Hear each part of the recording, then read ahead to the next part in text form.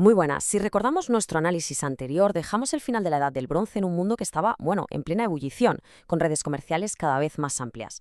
Hoy nos vamos a sumergir de lleno en la era que lo cambió absolutamente todo, la Edad del Hierro, un periodo que no solo transformó la península ibérica, sino que también marcó ese paso crucial de la prehistoria a la historia, con la llegada de la escritura. Vale, pues este va a ser el viaje que haremos. Primero, veremos cómo nació esta nueva era. Después, nos meteremos con el desafío tecnológico que suponía el hierro, que ya os adelanto que no era poca cosa. Viajaremos por Europa para entender ese término tan polémico de celta, nos centraremos en los cambios específicos de la península ibérica y finalmente veremos cómo todo esto desembocó en el fin de la prehistoria. ¡Vamos a ello! Empezamos por el principio, y es que es clave entender esto. Las edades históricas no cambian de un día para otro, no hay un interruptor. La edad del hierro surgió poquito a poco, bebiendo directamente de todo lo que ya estaba pasando en el bronce final. A ver, aunque por costumbre ponemos el inicio de la Edad del Hierro sobre el 700 antes de nuestra era, no hay que imaginar un cambio radical. Fue un proceso lento que se fue construyendo sobre lo que ya había, las redes comerciales y esas élites guerreras que ya existían.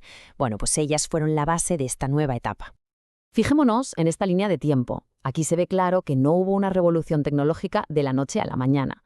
Pasaron casi 800 años, desde los primeros objetos de hierro, que seguramente eran súper exóticos y valiosos, hasta que su uso se generalizó en armas que, eso sí, cambiarían la guerra y el poder para siempre. Pasamos al segundo punto. Si el hierro era un metal tan común, ¿por qué se tardó tantísimo en imponerse? Vamos a explorar el tremendo desafío tecnológico que definió esta era, el difícil arte de dominar este nuevo material. Aquí está la gran paradoja. El hierro es uno de los elementos más abundantes del planeta, mucho más que el estaño, que era súper escaso y necesario para hacer bronce. Entonces, ¿por qué no se adoptó antes? La respuesta no está en el mineral en sí, sino en la tecnología que hacía falta para poder trabajarlo. La palabra clave aquí es siderurgia.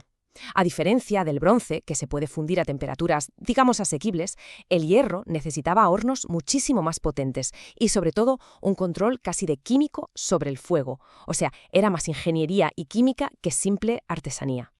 Este proceso lo ilustra perfectamente. No era solo darle calor y ya está. Había que saber elegir el mineral bueno, construir hornos que alcanzaran temperaturas altísimas y, lo más complicado de todo, controlar el oxígeno para quitarle las impurezas al mineral y poder obtener hierro puro, un auténtico desafío de ingeniería. Claro, por toda esta complicación, al principio el hierro no se usó para hacer arados o herramientas para el campo. ¿Qué va? Los primeros objetos eran bienes de lujo, símbolos de estatus para la élite. Tener algo de hierro era una demostración de poder, de tener acceso a una tecnología punta. Vamos, algo muy parecido a ciertos productos de lujo de hoy en día.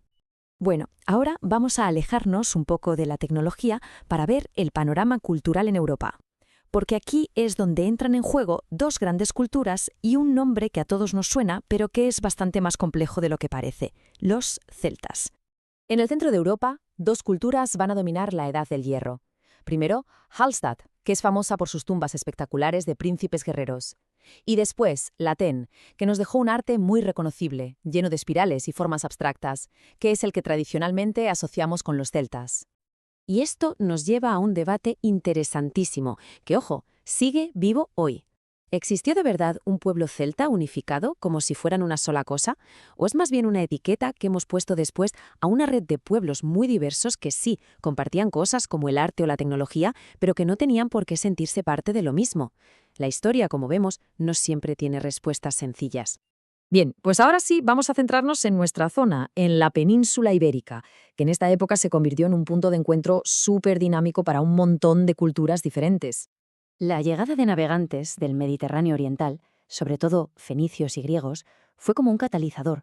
No fue solo un contacto comercial, sino que su llegada y su establecimiento en las costas provocaron una transformación profundísima en las comunidades que ya vivían aquí. Y su impacto fue brutal.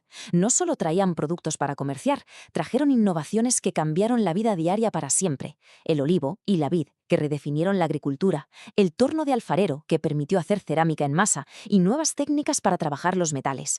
En el fondo, estaban importando una nueva forma de vida. Y esto nos lleva al gran enigma de la época en la península, Tartesos. ¿Fue una cultura local que, digamos, se modernizó con el contacto fenicio, o fue algo totalmente nuevo, una sociedad mestiza que nació de esa mezcla? Es un debate clave sobre cómo nacen las civilizaciones. ¿Evolucionan desde dentro o es por un impulso que viene de fuera? Esta tabla resume una idea fundamental. La península, en cierto modo, se partió en dos mundos. En el norte, las comunidades siguieron una evolución más lenta, manteniendo sus tradiciones. Pero en el sur y en el este, el contacto con el Mediterráneo provocó una auténtica revolución, creando sociedades más ricas, más complejas y también más desiguales, como los íberos y tartesos. Y llegamos a la última parte. Aquí vamos a ver cómo toda esta complejidad tecnológica, cultural, social, culminó en la invención que lo cambió todo para siempre: la escritura. Es lógico, ¿no? Una sociedad más compleja necesita herramientas más complejas. Cuando tienes que gestionar el comercio con gente que está lejísimos, registrar quién es el dueño de qué o poner leyes por escrito, la memoria ya no es suficiente. Nace la necesidad de dejar las cosas grabadas de forma permanente. El terreno estaba listo para la escritura. Y así fue como, durante el primer milenio antes de nuestra era, aparecieron en la península los primeros sistemas de escritura. Y con ellos se cruza una línea decisiva. Se acaba la prehistoria. Por primera vez, los habitantes de la península dejan de ser anónimos y empiezan a contarnos su propia historia con sus propias palabras. Y terminamos con esta reflexión. La historia de la Edad del Hierro nos enseña que este debate sobre la identidad no es nada nuevo. ¿Somos el producto de una raíz única y pura? ¿O somos, más bien como el propio hierro, el resultado de una mezcla de elementos distintos forjados en el calor del encuentro con otros? Ahí queda la pregunta. Gracias por habernos acompañado.